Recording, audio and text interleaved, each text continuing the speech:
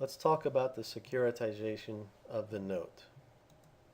Now, 30 years ago, people went to their local community bank to get a home mortgage.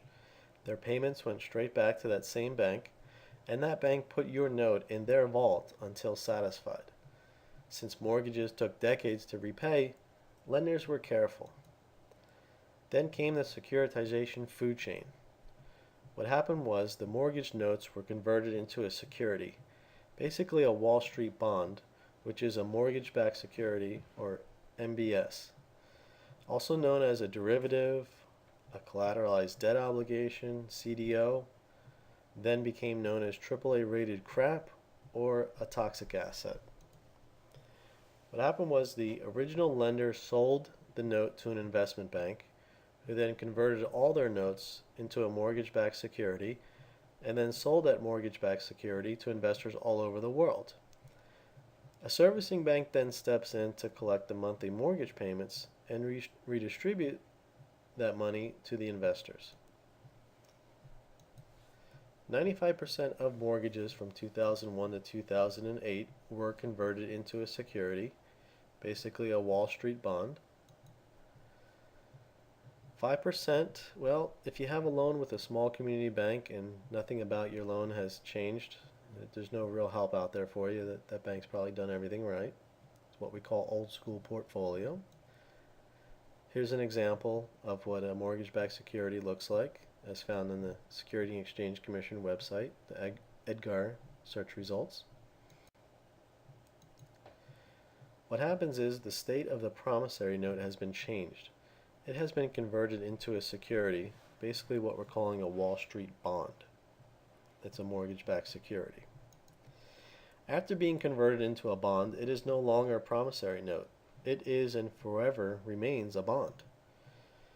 Now, your deed of trust, or sometimes it's titled mortgage or security deed, that document has language stating it secures a promissory note. So, when your note was converted into a bond, it was paid for and destroyed through the securitization process. Now, your deed of trust or mortgage is that document that gives the lender the legal right to foreclose on your property.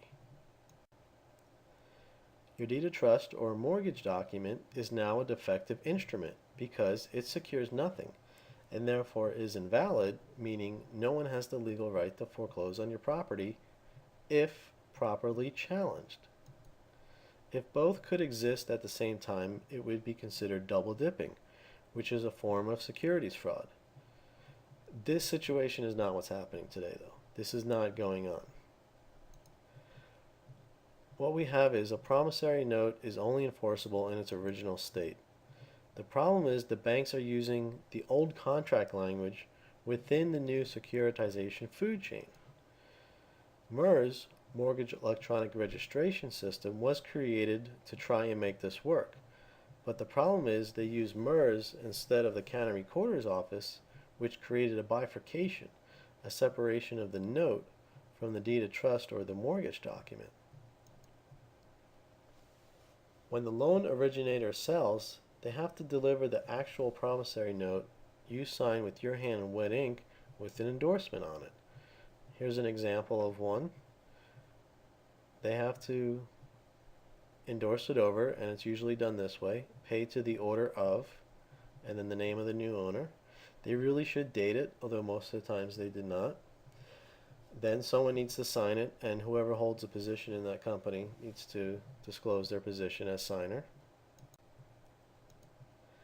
They have to record the transfer in the county recorder's office with an assignment of either the mortgage or deed of trust or security deed, one of those three. Applies to your real estate, depending on which state it's in. Here's an example of an assignment.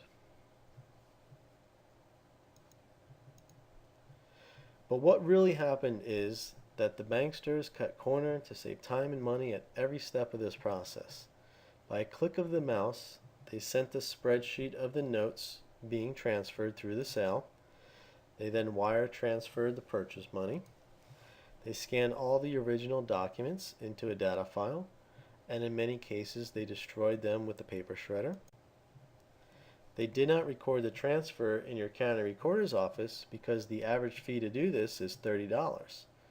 Now multiply that by 1,000 and they could save $30,000. Now multiply that again by how many times do you think they sold these 1,000 loan bundles? This is why most foreclosures are unlawful. The technical word being used nowadays is fraud closure. Here's a simple chart of the securitization food chain. What happens is a lender creates a note, then they sell that note to an investment bank. The investment bank converts that note, and actually thousands of them, into a bond, and then they sell that bond or a portion of it to investors all over the world. So let's say Countrywide creates the note. They then sell it to, say, Merrill Lynch, who then creates the bond and sells it to, say, Deutsche Bank. Now, when people make their monthly payments, they're not going to send them to Deutsche Bank in Europe. So what happens is a servicing bank steps in to collect the monthly payments, say Bank of America. So now when the homeowners make their monthly payments, they're channeled through to the investors all over the world. Here is an example of the securitization food chain as found from a securitization loan audit. See, it starts with the loan originator, and there's many other entities that are formed, eventually funneled down into the formation of a trust.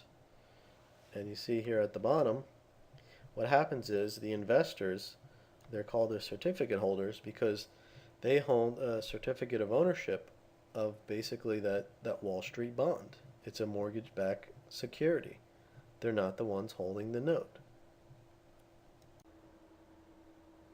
The new rules to fix the mortgage crisis is brought to you by AZ Solution Experts Incorporated. You can find us on YouTube and Facebook. Our channel names are AZ Solution Experts, or you can go directly to our company website, azsolutionexperts.com.